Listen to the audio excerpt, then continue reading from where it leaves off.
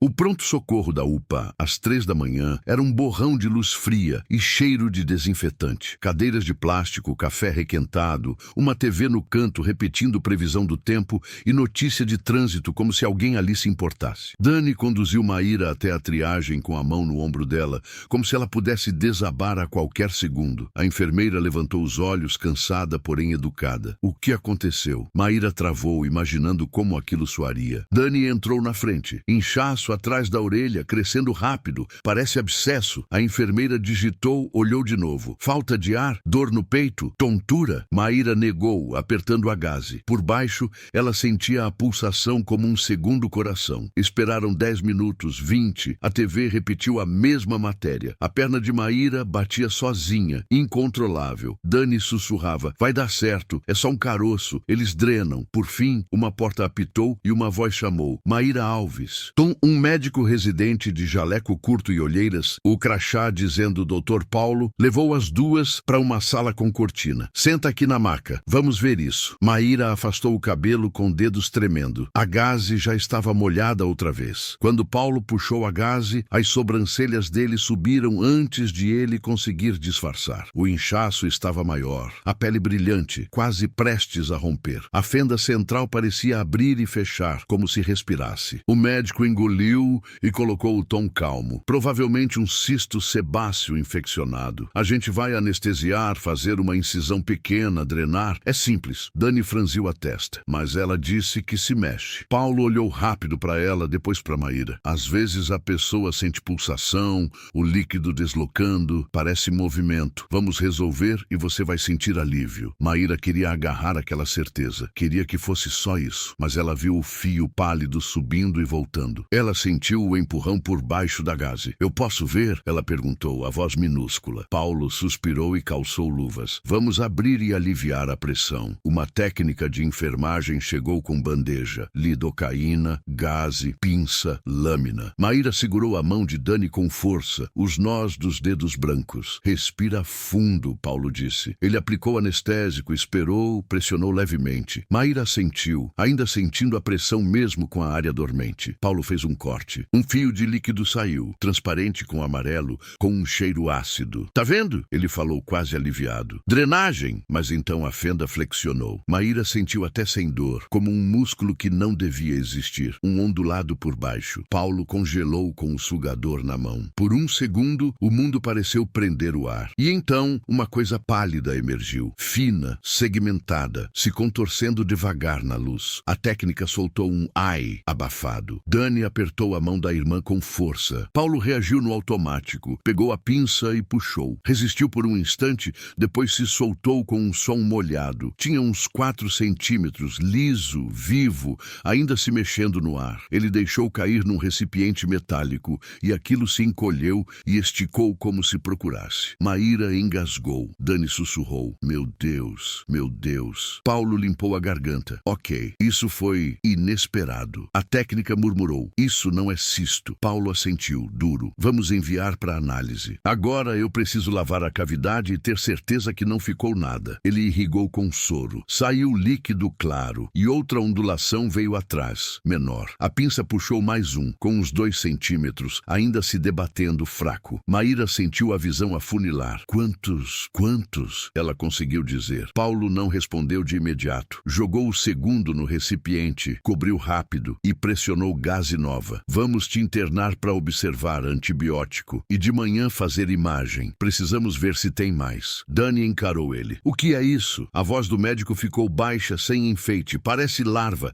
miíase. Às vezes é mosca varejeira, às vezes outro tipo. É raro, mas acontece. Você viajou para roça, cachoeira, algum interior recentemente? Maíra negou com força. Eu trabalho num café. Eu não saí nem do estado. Paulo sustentou o olhar dela por um segundo. Os olhos dele vacilaram, como se algo ali não encaixasse. A análise vai ajudar. Agora vamos cuidar de você. Subiram com ela para a observação. O quarto cheirava a plástico e álcool. Dani ficou numa cadeira, braços cruzados, olhos arregalados sem piscar. Maíra ficou imóvel, com medo até de respirar. Cada pulsação atrás da orelha parecia aviso. Cada bip da bomba de infusão parecia passo no corredor. Às 4h07, quando Dani finalmente cochilou, Maíra encostou os dedos de leve na faixa e prendeu o ar. Por um momento, nada. E então, tão fraco que dava para ela tentar negar, ela sentiu um deslocamento pequeno, inconfundível, como se alguma coisa ainda estivesse viva ali, escondida sob a bandagem. Maíra não dormiu. O antibiótico pingava na veia, mas não tocava o pânico esmagando o peito dela. Quando ela mudava de posição, jurava que a pressão mudava também, respondendo como se algo lá dentro se recusasse a ser ignorado. De manhã, a luz entrou pelas persianas e desenhou listras no chão de linóleo. Dani acordou com uma enfermeira trazendo bandeja de café da manhã. "Tá com dor?" A enfermeira perguntou prática. Maíra soltou um riso seco. "Tá parecendo que tem coisa dentro da minha cabeça." A enfermeira deu um sorriso de pena, sem comentar, e trocou o curativo. A gaze estava manchada de rosa e amarelo. Ao pressionar, Maíra se encolheu. "Ainda tá inchado", a enfermeira falou. "O médico já vem." Perto do meio-dia, Paulo voltou com um especialista mais velho, calmo, cabelo grisalho nas têmporas. "Esse é o Dr. Renato Otorrino", Paulo explicou. Renato examinou o local com cuidado, apertando com firmeza sem machucar mais do que o necessário. "Dói aqui?" Maíra fez que sim. "Em tudo." Renato assentiu. "Vamos fazer tomografia, talvez ressonância. Eu preciso saber a profundidade." "Profundidade?" Maíra repetiu e sentiu o frio na nuca. Renato olhou direto para ela. "Tiramos 2 larvas. Pode haver mais." A frase esvaziou o ar do quarto. Dani segurou o braço da irmã. Meia hora depois, radiologia. A máquina zumbindo, Maíra deitada imóvel com a cabeça presa, ouvindo o barulho como se fosse dentro do crânio. Quando acabou, elas aguardaram no corredor, sem falar, até Renato aparecer com as imagens. Ele levou as duas para uma sala pequena e acendeu o monitor. Mesmo sem entender, Maíra viu. Atrás da orelha havia bolsões irregulares sob pele e músculo, cavidades como pequenos túneis. "Quantas?" Dani sussurrou. Renato apertou a mandíbula. "Pelo menos 4. Talvez mais. Algumas sobrepõem. É difícil contar." O estômago de Maíra virou. "Dentro de mim, agora." "Sim," Renato disse simplesmente. "Não é um cisto simples. A gente precisa fazer cirurgia hoje. Anestesia geral. Explorar e remover tudo. Se ficar o risco de infecção secundária e necrose aumenta." "Chega!" Dani cortou ríspida. Ela não precisa de lista de pesadelos agora. Mas Maíra já tinha ouvido a palavra necrose e ela grudou como gelo nas costelas. Ela assinou o consentimento com a mão tremendo. As horas até a cirurgia se arrastaram. Soro, preparo, explicação de protocolo, raspagem mínima do cabelo perto do local. Dani tentou fazer piada. "Você vai ficar com uma cicatriz de pirata." Mas o sorriso dela quebrou no meio. Maíra olhava para o teto e repetia baixinho: "Vai sair, vai sair." Às 14 horas, empurraram a maca para o centro cirúrgico. Tudo era branco, aço, luz forte, máscaras, um cheiro limpo demais. O anestesista falou com calma treinada: "Respira fundo, Maíra. Conta de 10 para trás." Ela mal chegou no 7 antes da escuridão engolir tudo. Quando acordou, a luz era mais suave e os sons eram só bipes e um ar-condicionado distante. A garganta dela estava seca, a língua pesada. Uma faixa apertava a cabeça, prendendo tudo. Dani estava ali, em pé do lado da cama, com olheiras fundas. "Você tá bem." Dani falou como se repetisse para si também. "Acabou." Maíra engoliu em seco. "Saiu tudo?" Dani hesitou um segundo a mais do que devia. O peito de Maíra travou. "Dani, fala." A irmã desviou os olhos e respondeu baixo. "O médico disse que acharam mais do que esperavam. 7, talvez 8. O mundo pareceu inclinar. Maíra apertou o lençol, as unhas marcando o tecido. "Talvez?" Dani aproximou o rosto. "Eles acham que tiraram tudo, mas tinha uma cavidade funda perto do osso. Eles não conseguem prometer 100%. A frase ficou no ar como fumaça. 7, talvez 8. E uma cavidade que ninguém podia garantir que estava vazia. Mais tarde, Renato veio com um prontuário na mão e o jeito sério de quem sabe o peso das palavras. "Removemos 7 larvas", ele disse, escolhendo o tom. A imagem sugeria 8 espaços. Um deles parecia vazio ou colapsado. Pode ter sido só inflamação, mas eu não posso afirmar com absoluta certeza que não exista um foco profundo. O que eu posso dizer é: hoje não há sinal ativo além do que removemos. E você vai ficar em antibiótico e acompanhamento." Maíra assentiu, mas por dentro algo se abriu num buraco sem fundo. Os dias seguintes viraram um borrão de analgésico, troca de curativo, orientações rápidas no corredor e o medo como uma segunda pele. Sempre que alguém mexia na faixa, Maíra virava virava o rosto e encarava o teto, como se olhar para o próprio corpo fosse dar permissão para mais alguma coisa sair. Renato voltou no terceiro dia e explicou que a análise confirmava miíase, larvas compatíveis com mosca, mas fora do padrão mais comum para aquele tipo de localização e intensidade. E como eu peguei isso? Maíra perguntou, a voz rouca. Renato soltou o ar devagar. Pode acontecer com ferida pequena, picada,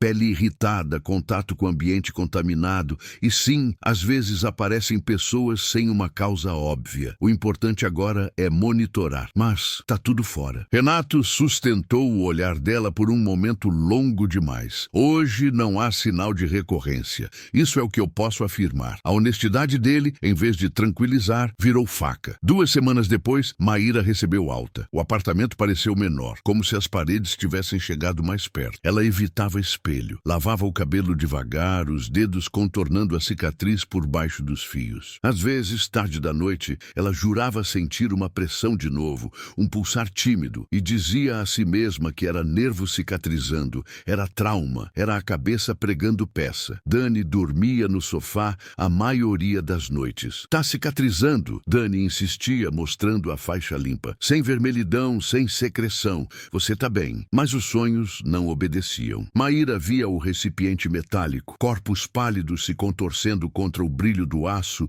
e acordava engasgando, com a mão indo direto para a faixa, como se precisasse impedir algo de sair.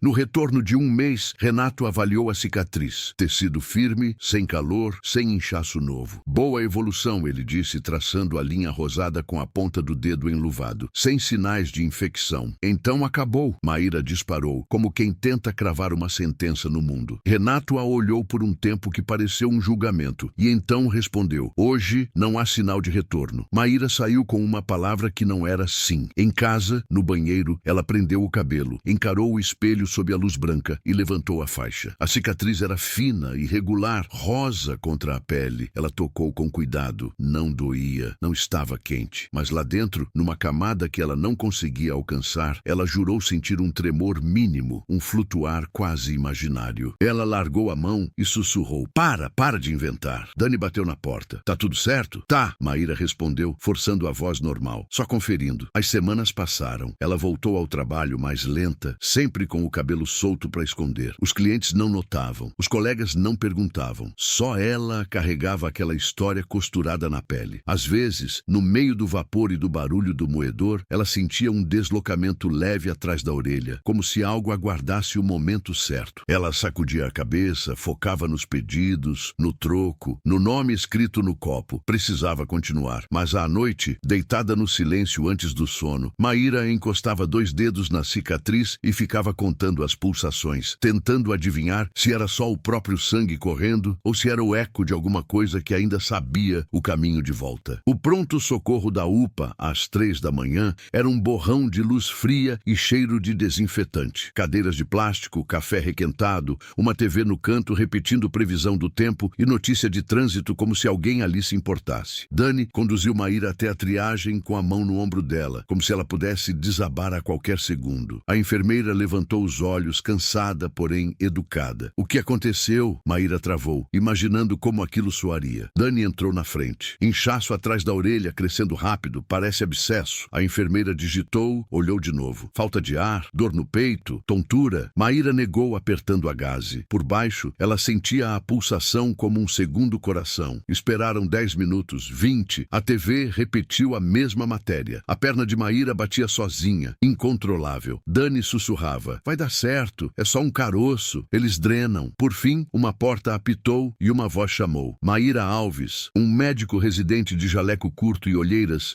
o crachá dizendo Dr. Paulo, levou as duas para uma sala com cortina. Senta aqui na maca, vamos ver isso. Maíra afastou o cabelo com dedos tremendo. A gaze já estava molhada outra vez. Quando Paulo puxou a gaze, as sobrancelhas dele subiram antes de ele conseguir disfarçar. O inchaço estava maior, a pele brilhante, quase prestes a romper. A fenda central parecia abrir e fechar como se respirasse. O médico engoliu e colocou o tom calmo. Provavelmente um cisto sebáceo infeccionado. A gente vai anestesiar, fazer uma incisão pequena, drenar. É simples. Dani franziu a testa, mas ela disse que se mexe. Paulo olhou rápido para ela, depois para Maíra. Às vezes a pessoa sente pulsação, o líquido deslocando, parece movimento. Vamos resolver e você vai sentir alívio. Maíra queria agarrar aquela certeza. Queria que fosse só isso. Mas ela viu o fio pálido subindo e voltando. Ela sentiu o empurrão por baixo da gaze. Eu posso ver? Ela perguntou, a voz minúscula. Paulo suspirou e calçou luvas. Vamos abrir e aliviar a pressão. Uma técnica de enfermagem chegou com bandeja, lidocaína, gaze, pinça, lâmina. Maíra segurou a mão de Dani com força, os nós dos dedos brancos. Respira fundo, Paulo disse. Ele aplicou anestésico, esperou, pressionou levemente. Maíra sentiu, ainda sentindo a pressão mesmo com a área dormente. Paulo fez um corte. Um fio de líquido saiu, transparente com amarelo,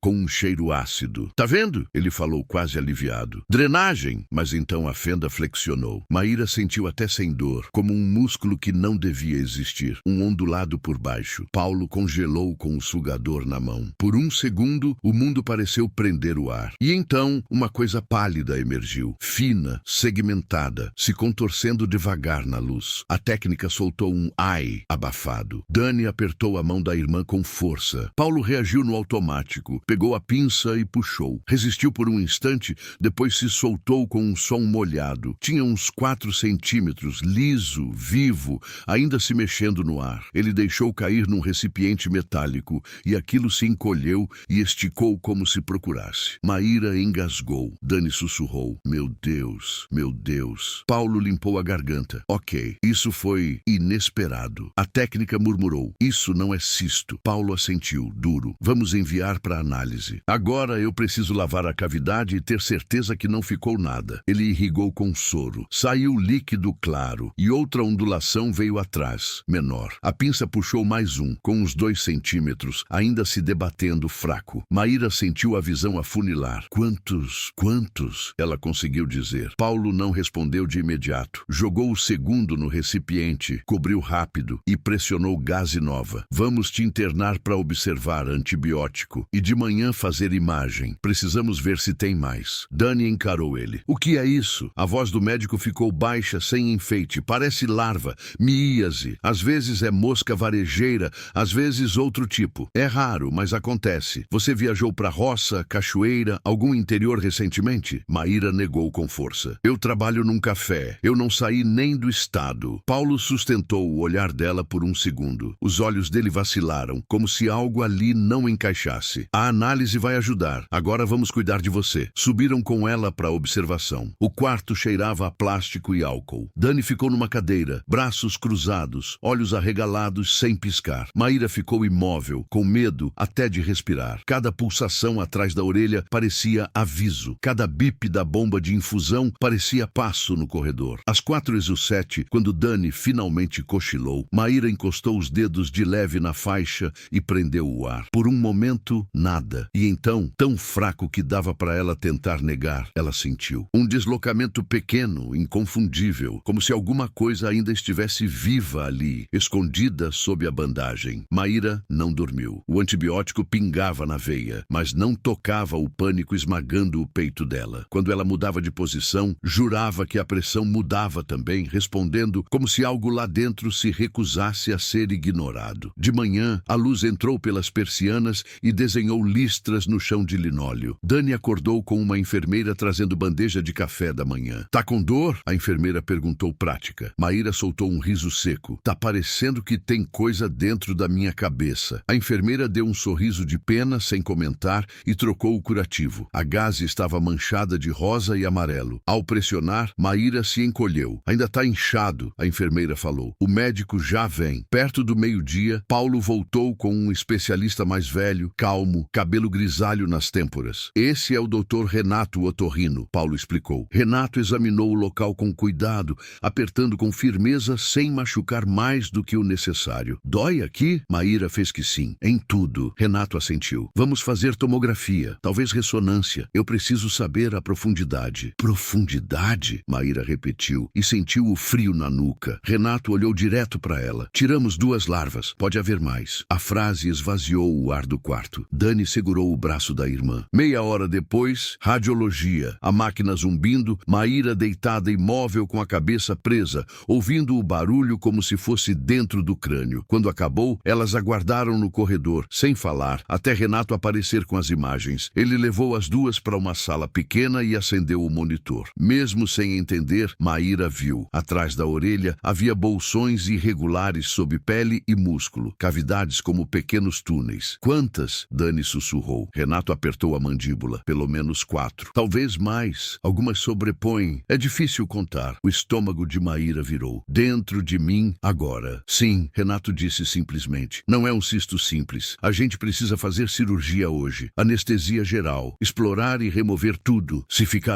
o risco de infecção secundária e necrose aumenta. Chega, Dani cortou ríspida. Ela não precisa de lista de pesadelos agora. Mas Maíra já tinha ouvido a palavra necrose e ela grudou como gelo nas costelas. Ela assinou o consentimento com a mão tremendo. As horas até a cirurgia se arrastaram. Soro, preparo, explicação de protocolo, raspagem mínima do cabelo perto do local. Dani tentou fazer piada. Você vai ficar com uma cicatriz de pirata. Mas o sorriso dela quebrou no meio. Maíra olhava para o teto e repetia baixinho. Vai sair, vai sair. Às 14 horas, empurraram a maca para o centro cirúrgico. Tudo era branco, aço, luz forte, máscaras, um cheiro limpo demais. O anestesista falou com calma treinada. Respira fundo, Maíra. Conta de 10 para trás. Ela mal chegou no 7 antes da escuridão engolir tudo. Quando Maíra voltou a si, a luz já não feria os olhos e o mundo parecia abafado, distante, como se estivesse submerso. O primeiro som que reconheceu foi o bip constante de um monitor e o segundo foi a própria respiração, pesada, presa na garganta seca. A cabeça estava envolta por uma bandagem firme que puxava a pele sempre que ela tentava se mexer. Um cheiro forte de antisséptico preenchia tudo. Dani apareceu imediatamente no campo de visão, os olhos vermelhos, o rosto pálido demais para alguém que tentava sorrir. Você tá acordada, ela disse rápido, segurando a mão da irmã, como se tivesse medo de que ela sumisse outra vez. Maíra engoliu em seco, a voz saindo áspera. Acabou? Dani assentiu, mas não respondeu de imediato. Esse pequeno atraso foi suficiente para o pânico escorrer de novo pelo corpo de Maíra. Saiu tudo? Ela insistiu. Dani respirou fundo. Eles tiraram mais do que esperavam. O coração de Maíra bateu forte. Quantos? 7. Dani respondeu num fio de voz. Talvez 8. Um deles estava muito profundo perto do osso. A sala pareceu girar. Maíra fechou os olhos, sentindo o peso daquela palavra esmagar o peito. 7. Coisas vivas dentro dela. Horas depois, o Dr. Renato apareceu no quarto, agora sem máscara, com o rosto cansado de quem passou tempo demais sob luz cirúrgica. Ele puxou uma cadeira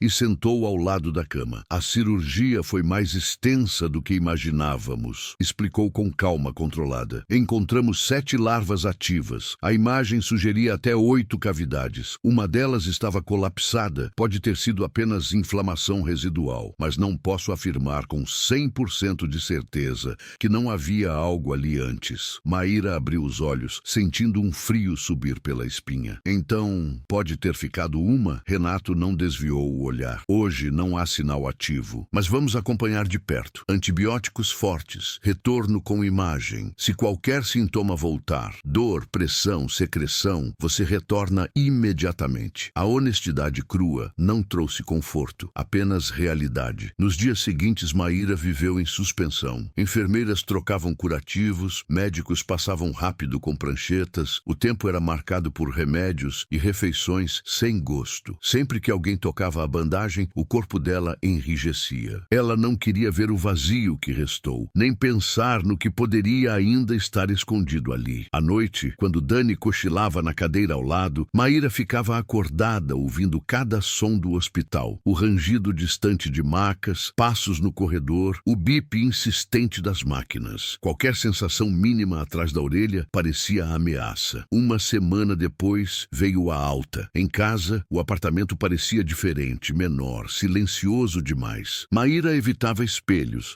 lavava o cabelo com cuidado extremo, desviando os dedos da cicatriz ainda sensível. Dani ficou dormindo no sofá, dizendo que era só até ela se sentir normal de novo, mas nenhuma das duas acreditava muito nisso. Às vezes, no meio da noite, Maíra acordava certa de ter sentido algo se mover, um pulsar leve, quase educado, como um lembrete. Ela ficava imóvel, prendendo a respiração, até o coração desacelerar. É só nervo, vivo, ela repetia mentalmente. É só cicatriz. No retorno de um mês, o Dr. Renato examinou a região com atenção. A cicatriz estava fina, rosada, sem sinais de infecção. Evolução excelente, ele disse. Nenhum indício de atividade. Maíra se agarrou àquelas palavras como a um salva-vidas. Então acabou. Renato hesitou o suficiente para ela notar. Hoje está tudo bem. Não era exatamente a resposta que ela queria, mas era a única disponível. De volta ao trabalho, Maíra passou a usar o cabelo sempre solto. Ninguém perguntava. Ninguém imaginava o que esteve vivo ali, no meio do barulho do café, do vapor, das vozes e do moedor. Ela às vezes sentia um arrepio subir pelo pescoço, uma memória física que não sabia ir embora. À noite, antes de dormir, ela tocava a cicatriz com 2 dedos e ficava contando as pulsações, tentando distinguir se sentia apenas o próprio sangue correndo, ou se em algum lugar profundo demais para os médicos alcançarem, ainda existia algo que lembrava exatamente como voltar. Os meses seguintes trouxeram uma rotina que parecia normal por fora, mas nunca totalmente segura por dentro. Maíra voltou a acordar cedo, pegar ônibus lotado, reclamar do preço do café, rir das mesmas piadas dos clientes. O corpo funcionava, obediente, mas havia uma vigilância constante, como se uma parte dela estivesse sempre de plantão. Qualquer coceira perto da orelha fazia o coração acelerar. Qualquer latejamento virava suspeita. Dani ligava todos os dias, às vezes só para ouvir a respiração da irmã do outro lado da linha. Tá tudo bem mesmo? Perguntava. Tá, Maíra respondia, aprendendo a dizer essa palavra como quem repete um feitiço. Numa tarde abafada de janeiro, o calor de São Paulo grudando na pele, Maíra sentiu algo diferente enquanto fechava o caixa do café. Não era dor, não era exatamente pressão, era um incômodo sutil, profundo, como um músculo se contraindo onde músculo nenhum deveria existir. Ela congelou por um segundo, os dedos parados sobre as moedas. O som do lugar ficou distante. Ela levou a mão até a orelha devagar, fingindo coçar. Nada visível, nenhum inchaço, nenhuma ferida. Ainda assim, a sensação persistiu por alguns segundos. Depois, desapareceu, deixando para trás um frio no estômago. Aquela noite, no banheiro, sob a luz branca, Maíra prendeu o cabelo e encarou a cicatriz. Estava limpa, pálida agora, quase discreta. Ela passou o dedo ao redor, pressionou de leve, esperando sentir algo, qualquer coisa que justificasse o medo. Nada. Mesmo assim, quando apagou a luz e deitou, demorou a dormir. Os sonhos voltaram a ser povoados por corredores brancos, bandejas de metal, coisas se contorcendo longe demais para serem tocadas. No último retorno com o Dr. Renato, quase um ano depois, ele foi direto. Não há sinais de recorrência. Tecnicamente, você está curada. Tecnicamente. A palavra ecoou na cabeça dela durante todo o caminho de volta. Curada não significava esquecida. Curada não apagava a memória do movimento sob a pele, do empurrãozinho insistente vindo de dentro. Em casa, Maíra abriu a janela e deixou o barulho da rua entrar. Carros, vozes, a cidade viva lembrando que o mundo seguia. Ela tocou a cicatriz uma última vez naquela noite e respirou fundo. Talvez nunca tivesse existido uma 8ª larva. Talvez tivesse sido só sombra na imagem, paranoia, trauma. Ou talvez algo tivesse aprendido a ficar quieto. Quando finalmente fechou os olhos, Maíra sentiu apenas o próprio pulso, regular, humano, batendo sob os dedos. Ainda assim, antes de dormir, ela deixou a luz do abajur acesa. Não por medo declarado, mas por precaução. Porque algumas experiências não terminam quando os médicos dizem que acabou. Algumas apenas aprendem a esperar. As semanas seguintes passaram sem novos sobressaltos. E isso por si só começou a incomodar Maíra mais do que o medo explícito. O silêncio do corpo virou um espaço em branco que ela preenchia com atenção excessiva, analisando cada sensação mínima como se fosse um sinal escondido. No ônibus, no trabalho, em casa, ela se pegava inclinando levemente a cabeça, testando ângulos, pressionando de leve a área atrás da orelha para confirmar que nada respondia. Dani percebeu antes mesmo de Maíra admitir para si. Você tá sempre checando, disse numa noite, encostada no batente da cozinha enquanto a irmã lavava a louça. Maíra deu de ombros. É hábito, mas não era. Era vigilância. Numa madrugada abafada, meses depois, Maíra acordou suada com a sensação antiga antiga, quase esquecida. Não um sussurro, não um movimento claro, mas uma pressão interna, como um pensamento que não era dela tentando se formar. O coração acelerou imediatamente. Ela ficou imóvel, contando a respiração, esperando que a sensação se definisse ou desaparecesse. Nada aconteceu, nenhuma dor, nenhum inchaço, nenhuma resposta física real. Ainda assim, ela se levantou, foi ao banheiro e acendeu a luz. O espelho devolveu um rosto cansado, mas normal. A cicatriz estava intacta, nenhuma abertura, nenhuma vermelhidão. Mesmo assim, Maíra aproximou o ouvido da própria pele, como se pudesse ouvir algo por dentro. O silêncio respondeu. No dia seguinte, ela marcou consulta por conta própria. Renato a atendeu com o mesmo profissionalismo sereno. Exame clínico, palpação cuidadosa, perguntas objetivas. Não há nada, ele concluiu com firmeza. Seu corpo está reagindo ao trauma. O cérebro guarda memória sensorial, isso é comum. Então não tem mais nada vivo em mim, Maíra disse, mais como um pedido do que uma pergunta. Renato sustentou o olhar. Não, pela primeira vez, a palavra veio inteira, sem ressalvas. Maíra saiu do consultório sentindo algo próximo de alívio, mas não completo. À noite, deitada, ela repetiu a resposta em silêncio, tentando deixá-la se assentar no corpo. Não, não, não. Aos poucos, a vigilância começou a ceder. Os toques viraram menos frequentes. As noites ficaram mais longas e menos interrompidas. A memória não sumiu, mas perdeu a nitidez, como uma cicatriz interna que já não dói ao mudar o tempo. Um ano depois, num dia comum, enquanto prendia o cabelo diante do espelho antes de sair para o trabalho, Maíra passou os dedos pela cicatriz quase sem perceber. Não houve resposta. Nenhum pulso estranho, nenhuma pressão oculta. Apenas pele, humana, comum. Ela respirou fundo e saiu de casa. E pela primeira vez desde aquela madrugada às 2h19, caminhou sem a sensação de estar sendo observada por dentro. Ainda assim, em algum lugar muito profundo da memória, algo permaneceu. A certeza de que o corpo pode esconder mundos inteiros sem avisar. E de que, às vezes, o verdadeiro terror não é o que se move, mas a dúvida silenciosa do que pode voltar a se mover algum dia. O tempo fez o que remédios e exames não conseguiam fazer por completo. Empurrou a lembrança para um lugar menos afiado. 2 anos depois, Maíra já não contava pulsações antes de dormir. Já não se inclinava diante do espelho procurando sinais invisíveis. A cicatriz clareou até quase sumir. Uma linha discreta que só aparecia quando a luz batia de lado. A vida retomou o ritmo comum, com pequenas vitórias banais. Um aumento no café, uma viagem curta ao litoral. O primeiro dia em que ela entrou no banheiro escuro sem acender a luz de imediato. Dani continuou por perto, menos vigilante, mais irmã do que guarda. Numa manhã qualquer, ao acordar atrasada, Maíra prendeu o cabelo às pressas e saiu correndo, esquecendo-se completamente de checar a orelha. Só percebeu isso horas depois, rindo sozinha, como quem nota ter deixado para trás um hábito antigo. Naquela noite, choveu forte. A cidade cheirava a terra molhada e concreto, e Maíra ficou na janela observando os carros riscarem a rua. Sem pensar, levou a mão à orelha, mais por carinho do que por medo. Nada. Só a pele morna, o pulso calmo, o corpo finalmente em acordo consigo mesmo. Ela fechou os olhos e respirou fundo. Em algum lugar distante, a memória daquela madrugada ainda existia, mas agora era só isso. Memória, não um aviso, não uma ameaça. Quando apagou a luz e se deitou, o silêncio veio inteiro, sem sussurros, sem pressões estranhas. E pela primeira vez desde o início de tudo, Maíra dormiu sem sonhos. Um descanso profundo, simples, humano, como se o corpo, enfim, tivesse decidido que já era seguro ficar em paz. O que Maíra não percebeu foi o dia exato em que a história deixou de ser algo que ela sobrevivia e passou a ser apenas algo que ela lembrava. Não houve epifania, nem frase final, nem sensação dramática. Foi mais simples do que isso. A lembrança foi ficando distante, como um som ouvido através de uma parede grossa. Ainda existia, mas já não comandava nada. 3 anos depois, sentada num banco de praça, num fim de tarde quente,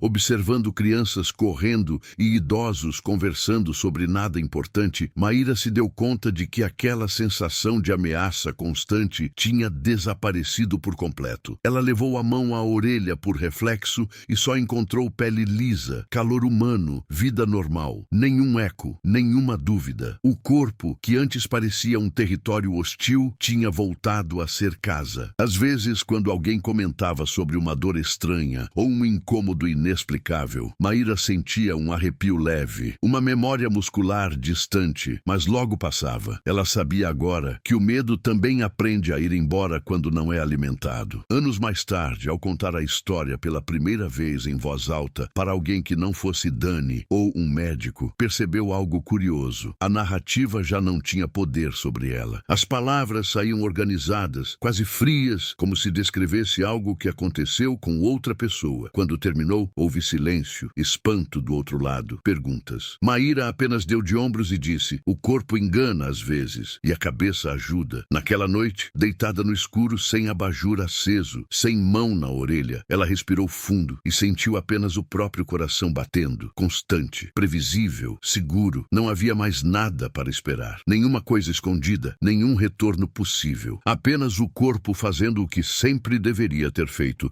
existir sem segredos. E pela primeira vez, desde aquela madrugada distante, Maíra teve certeza absoluta de uma coisa simples e definitiva. Tudo o que precisava sair, saiu. Tudo o que precisava ficar, ficou. Mas histórias como a de Maíra raramente terminam exatamente quando a certeza chega, porque a certeza, diferente do medo, não faz barulho. Ela se instala devagar, quase invisível, e às vezes só é testada quando algo mínimo tenta rompê-la. Foi numa manhã comum, anos depois, num posto de saúde do bairro, enquanto Maíra aguardava uma consulta de rotina, que o passado resolveu dar um último aceno. A sala estava cheia, televisão ligada num volume baixo, crianças impacientes, idosos cochilando em cadeiras de plástico. Maíra folheava distraída uma revista velha quando sentiu uma coceira leve atrás da orelha esquerda. Não dor, não pressão, só coceira. Ela levou a mão ao local sem pensar, coçou de leve e voltou à leitura. 2 segundos depois, algo fez o estômago dela gelar. Não foi sensação física, foi memória, a lembrança exata da primeira noite, da diferença entre dor comum e algo que não pertencia ao corpo. Maíra ficou imóvel, respirou fundo, tocou a região outra vez, agora com atenção. Nada, absolutamente nada. Pele normal, temperatura normal, silêncio completo. Ela fechou os olhos por um instante, deixando o corpo provar para a mente que não havia ameaça. Quando abriu, a sensação tinha desaparecido. A enfermeira chamou seu nome logo depois. Exames normais, pressão normal, tudo dentro do esperado. Enquanto caminhava de volta para casa sob o sol forte, Maíra percebeu algo que nunca tinha conseguido formular antes. O medo não estava mais ligado ao corpo, mas a lembrança do corpo em perigo. E lembranças, diferente de infestações, não se alimentam sozinhas. Elas precisam de atenção para sobreviver. Naquela noite, pela primeira vez, Maíra contou a história inteira em voz alta para si mesma, sentada no sofá, sem cortes, sem pular as partes mais difíceis. Contou como acordou às 2h19, como tentou se convencer de que era só uma espinha, como sentiu o movimento, como viu sair, um por um, aquilo que não deveria estar ali. Quando terminou, percebeu que o coração estava calmo. Nenhum disparo, nenhum aperto no peito, apenas silêncio. Ela entendeu então que a história não precisava mais continuar, não porque fosse esquecida, mas porque tinha cumprido tudo o que podia cumprir. Antes de dormir, Maíra passou a mão pela cicatriz uma última vez, não para checar, não para vigiar, mas como quem fecha um livro antigo na estante certa. Apagou a luz, deitou-se e dormiu profundamente. E se em algum canto remoto da memória ainda existia a ideia de algo que poderia voltar, ela já não tinha força suficiente para se mover, porque o corpo de Maíra, finalmente, não era mais um lugar de espera, era apenas um lugar de vida. O encerramento veio sem espetáculo, como quase tudo que é definitivo. Meses depois daquela manhã no posto de saúde, Maíra recebeu uma ligação curta do hospital universitário, onde parte do material tinha sido analisado anos antes. Um pesquisador solicitava autorização para usar o caso, de forma anônima, em um estudo sobre infestações atípicas em áreas urbanas. Ela ouviu, fez uma pergunta simples: "Isso muda algo para mim?" E ao ouvir o não, concordou. Desligou e ficou alguns segundos olhando para a parede, percebendo que não havia tremor, nem aperto, nem vontade de tocar a cicatriz. Apenas curiosidade distante, como quem lembra de uma rua onde morou na infância. Naquela noite, ela caminhou até a padaria da esquina, comprou pão quente e voltou devagar, sentindo o cheiro cheiro familiar de fermento e café, a cidade funcionando como sempre. Em casa, sentou-se à mesa, comeu sem pressa e percebeu que não pensava no passado havia horas. Não por esforço, mas por falta de necessidade. O corpo não pedia vigilância. A memória não exigia atenção. Antes de dormir, Maíra passou em frente ao espelho do banheiro. Viu o próprio reflexo inteiro, não o detalhe atrás da orelha, não a cicatriz, apenas ela. Apagou a luz e foi para a cama. Nenhum sussurro, nenhuma pressão, nenhum retorno. Apenas o silêncio comum da madrugada e a respiração regular que pertence a quem finalmente não espera mais nada do escuro. E assim, sem aviso e sem drama, a história terminou de verdade. Não porque algo pudesse voltar, mas porque não havia mais nada que precisasse voltar para provar que tinha ido embora.